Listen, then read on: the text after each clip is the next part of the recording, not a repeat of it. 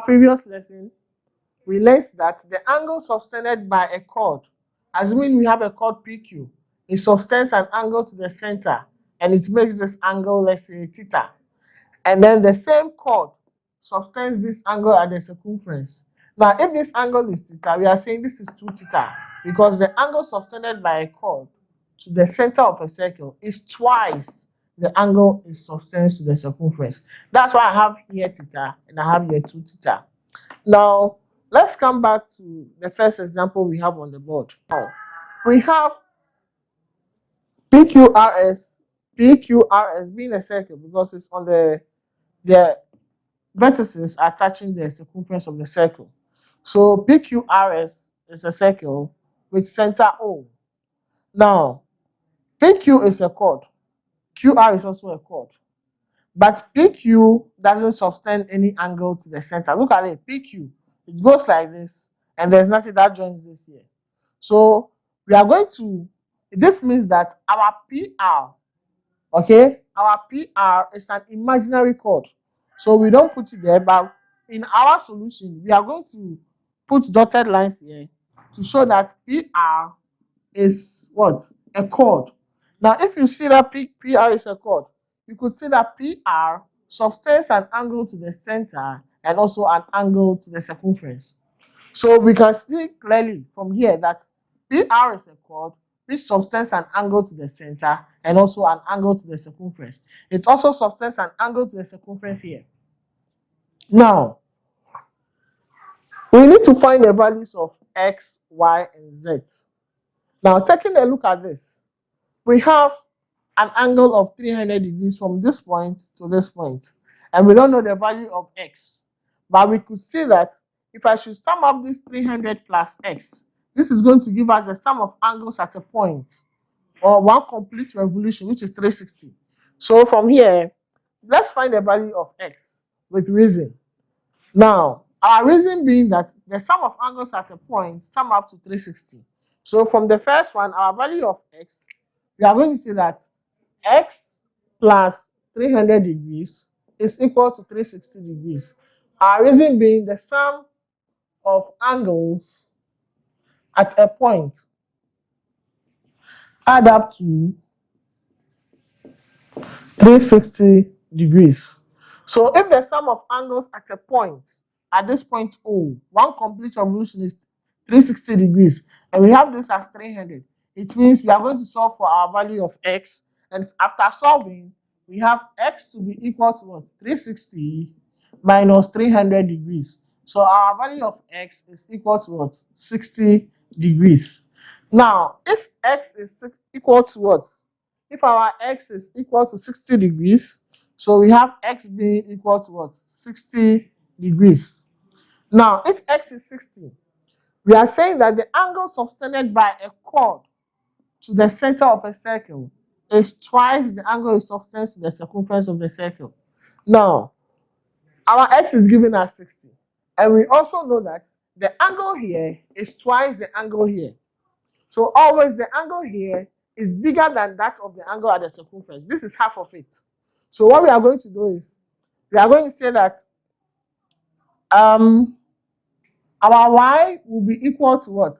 Half times what? 60 degrees.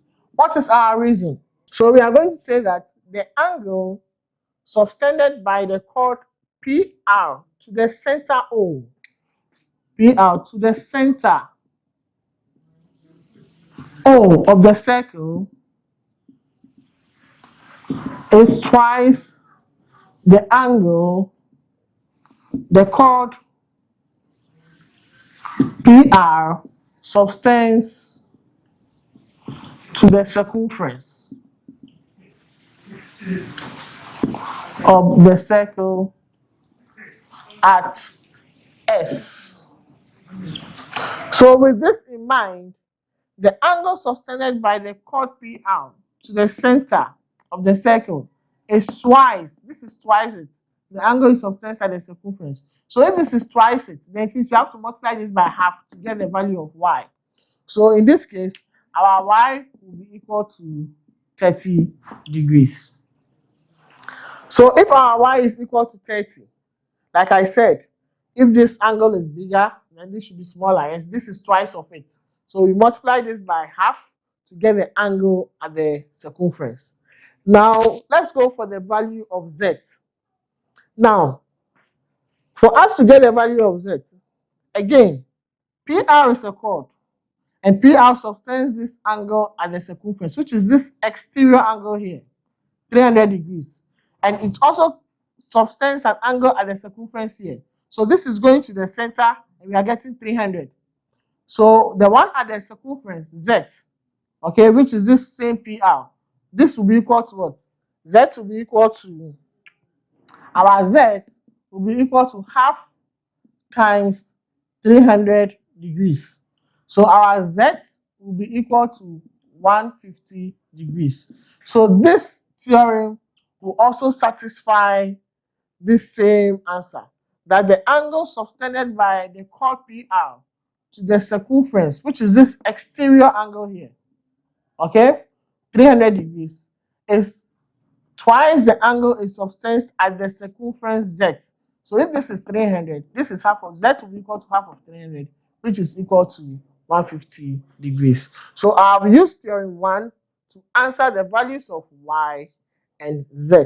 And for the values of X, I use the angle at a point to solve for the value of X. Let's go on to theorem 2. But before I go on to theorem 2, let me explain this for you. So what I'm trying to say here is, let me elaborate a little on this for the last time. That if I have a circle with center O and I have a chord, and the chord subtends an angle to the center and then subtends an angle to the circumference here, and they tell you this angle is, let's say, 100 degrees, and they put the value of Y here and they ask you to find Y. Okay, now because this is moving, this chord is moving to the center and also to the circumference, we are going to say that the angle subtended by a chord to the center is twice what it subtends to the circumference. So if this is 100 degrees, it means that our Y is equal to what? Half times 100, where our Y will be equal to what? 50 degrees.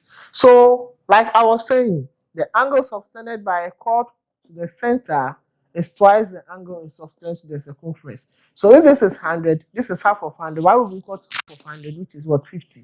The same way, I can draw another circle. If I draw another circle here, and I put here my O, and I put here this, and I tell you this is 80 degrees, and I put here X, and I say find X. So this time we have been given the angle at the circumference, okay? And this is a chord. This is an imaginary chord.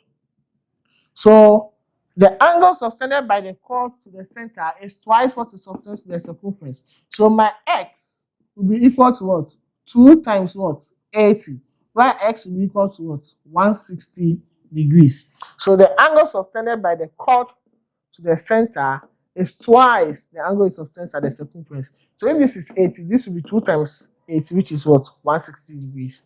So let's move on to theorem 2.